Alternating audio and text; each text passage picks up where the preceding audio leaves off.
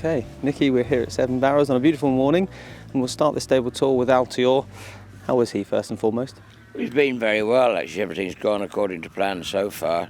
He's just done 2 bits of work and I don't know, he's frightening really because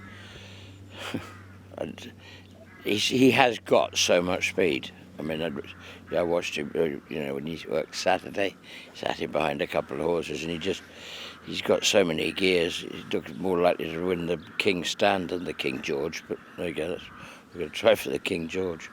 And obviously with the plan to step up in trip, do you train him any differently for that? No, you can't. He's just got natural speed. So, I mean, he doesn't need to, you're not going to go and gallop him over excessive distances. That would be crazy. So there's very little else you can do. He's done a lot of steady work, but they all have before they start their faster work. So, I mean, we're going to run him, but the only thing we're going to do is instead of starting in the Tingle Creek, which is a pity to leave behind, but I think that's what we have to do and go to Ascot over 2 mile 5. Okay.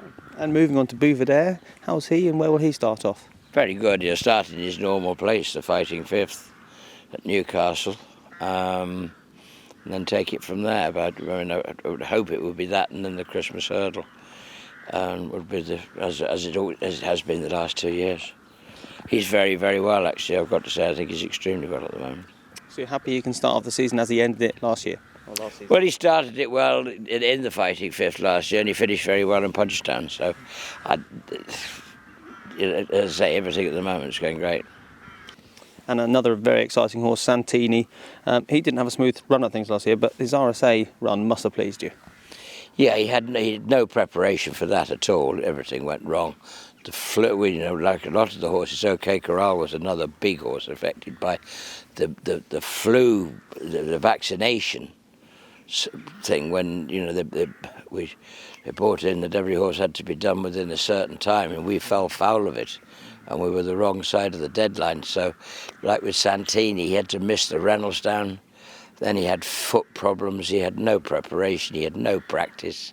OK Corral, he just got a bloody great lump on his neck where the injection had been, so that knocked him sideways. And I mean, Santini, to do what he did at Cheltenham at that preparation was extraordinary. He seems in great form. The plan is to go to Sandown next weekend for that intermediate chase there that we've used a fair bit in the past. It seems a nice, obvious place to start. And do we think he could be a Gold Cup horse? Well, this is an intermediate chase for horses that's in their second season. It's a very, very long way to the Gold Cup. And OK Corral, is the Ladbrokes Trophy the target for him? It's a possibility. I think we've 6 in it, of which he's won. But we've got all sorts of ways. I need to talk to JP and see what he thinks, but it's certainly a possibility, yeah. And moving on to Beware the Bear, he's a top staying chaser. I understand Grand National might be the plan for him. Well, we've sat down and thought about it. He got a sort of lease of life at the back end. Blinkers helped him a little bit, riding him a little bit differently. We didn't have him in the National, but he's a great big horse. He jumps very well and he stays very well. So I suppose the time has come. We've got to say he ought to have a go at it. Moving on to Birchdale, novice chasing campaign this year? Birchdale will go novice chasing, yeah, definitely. He's built like one, he jumps like one. So, yeah, he was a good novice hurdler, but I think chasing's his game. And he's been schooling well at home? He has, yeah, he's been very good. And Call Me Lord is a 160 rated hurdler. Only had a couple of runs last season. What's the plan for him? Keep him in one piece, and he has a few sort of limitations in that he really has to go right-handed. Loves Sandown. So he stays various trips. He's effective at 2 miles. He gets 2.5 well. So he's versatile on that score, but he's miles better right-handed. And Champ is obviously a very exciting horse, and I understand chasing is the plan for him. That is the plan. We actually took him to Chepstow. He jumped 8 fences and had a nice spin. Barry came over and rode him with Champagne Platinum, who goes novice chasing as well. And I was just trying to sort of slow him down a little bit. He's been a bit keen at home, and we took him to Warwick the other day, and then he went to Chepstow. He's all but ready to run. He was quite straight, actually. I mean, they work very well. And where might he start off? I don't know. That's something I'm going to sit down and look at this morning, but I'm out here at the moment. Okay. And EPATANTE, obviously you hold this mare in high regard, but she had a bit of an interrupted preparation for Cheltenham last year. She did a little bit, yeah, but I mean, she'd probably get 2.5, but you know, those good mares races are all there and waiting, I hope, for her. Okay, have you got a plan in place? Not at the very moment, no. She was a little bit behind, but she's going well. And Fusil Raffles, lovely horse again, had a bit of an interrupted campaign last year, but didn't stop him winning 2 races very smoothly. Where are we going to be aiming him? Might just have a look at the elite hurdle at Wincanton next weekend. We'll just have to see how he works. And then we want some rain again here. I mean, it's funny, a lot of places are still, you know, Newton Abbott's off, Stratford's nearly heavy, and yet we want rain here. It's extraordinary. To work on the grass, that is, and that's what I'd like to do. I'd far prefer to work on grass than anything else. And like with Fusil Raffles and all of them, to be honest with you. Just another, you know, we did on Saturday, that was good. You know, and that'll just about put the edge on them, I hope. So we will see if he can go to Wincanton. If he can't, we'll sit still and wait. There's plenty of opportunities. He's got time on his side. He's a horse that's grown a fair bit in the summer. Okay. I mean, he was good. He's funny, he doesn't do a lot at home. And in fact, both times I ran him in the Adonis, and then when he got to Punchestown after he'd done his best to chop his leg off at, you know, he got that horrible cut at Kempton. In the Adonis, and so he had to miss Cheltenham and Aintree, but we got into Punchestown and he was very impressive there. So hopefully, you know, he's a horse that could improve. We all know that it's this sort of 4 or 5-year-old season is notoriously difficult, so he and Pentland Hills fall into the same bracket, really, in that Pentland Hills is obviously, he would have been the best 4-year-old in England in that he won the Triumph Hurdle and the Aintree 4-year-old hurdle. So I want to keep the two of them apart for as much as possible, and that won't be easy. I say, if we could just get to drop of rain first, I'd be much happier. It's a nice problem to have. We'll move on to Pentland Hills. How is he? Yeah, great. I mean, exactly the same as Fusil Raffles, waiting to go. Yeah, great form. And I understand Lammy Surge is back in training, is that right? Yeah, he is. He had to miss last year. He got a leg problem in the French champion hurdle, which he'd won the previous year. Then I don't know why Auteuil suddenly got quick ground, and that's very unlike them, you know, but he got a problem. So he's missed the year, but he's back. He's in great form.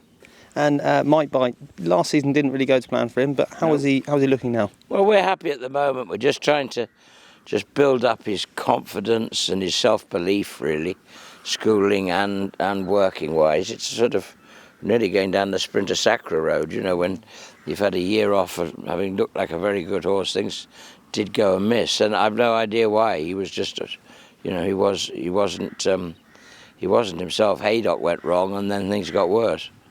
You're keeping the faith that he retains that ability? I don't know, because I haven't really asked him of any very big questions yet. You know, I'm just not going to rush him and just let him tell me when he's ready to go. And on to Mr. Fisher. He was fancied ahead of the Supreme, but didn't quite deliver on that day. Are you happy with where he's at now? Yeah, really good. And I mean, he jumps fences very, very well, and he goes straight over fences. Yeah, novice chasing. Okay. So when might we see him out? I've no idea. I mean, again, we're waiting for a drop of rain.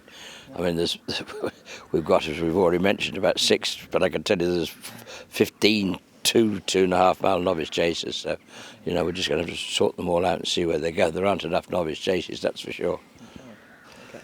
And Top Notch, how's he? He's just one of the old favourites of the place. He's been here since he was 3, and I think he's 9 now. So he's done 6 years' service without missing a beat. I mean, he's never, ever missed one. He hardly misses a day, except for when you give him a flu jab, he reacts really badly to them. No, he's in good form. He can do anything. You go over fences, you go over hurdles, we'll just mix and match with him. And Verdana Blue, will she be kept away from BUVEUR this year? Well, she won't if the ground's good. You know, but she has to have good ground. There's absolutely no point in running in anything softer than good. Now, we haven't had a very good autumn with her, really, if you've niggly problems with her feet and things like that, and consequently she's a bit behind. So we'll just have to see. But she had an absolute bonanza year last year. You know, by this time last year, she'd already won that listed race at Kempton, then she won the Elite Hurdle, then the Christmas Hurdle, then we went flat racing. She won that, she won a listed race. She ran in the Champion Hurdle, but it was too soft. She had another run on the flat, and she won the Scottish Champion Hurdle. She was just amazing. But for all that we had there, we're nearly back on track. You know, she's much better now. Okay, so no firm plans for her as such? No, well, ground is everything anyway, so, you know. And I understand Shishkin, you're very excited about, bumper winner. Well, I like him. There's a whole host of bumper horses. I mean, you're talking of one out of about a dozen, I would hope, that I think were good bumper horses last year. Or bumper or point-to-point horses, really, because he won a point-to-point before he won his bumper. There are a whole stack of them, and yeah, I think he's he looks an exciting prospect, jumps well. He's definitely talented, yeah. So of the rest of that bumper crop then, who else are you particularly excited about? You'd like Chantry House, you'd like... there was a whole stack of them. I mean, there's quite a lot that'll go novice hurdling now. Either point-to-pointers or bump horses. I say they look pretty good. So there's a lot to look forward to in that score. And in the yard pack full of quality, there's no doubt a few horses we haven't mentioned that you must be excited about. Who would you be salivating about starting this year? I don't know. You've mentioned the obvious ones. I mean, I think the novice chasers are very good. The Champagne Platinum, there's Dickie Diver. There's absolutely, there are a lot. Mr. Fisher we mentioned. Angel's Breath you'd have to bring into it. I think he's very good. And somebody will hit me over the head for forgetting something, but I mean, as I say, the list is luckily quite long. It's very long, as it is with the youngsters to go novice hurdling. We've just got to start getting them runs into them. So some lovely horses. So fingers crossed for another top season. Thank you.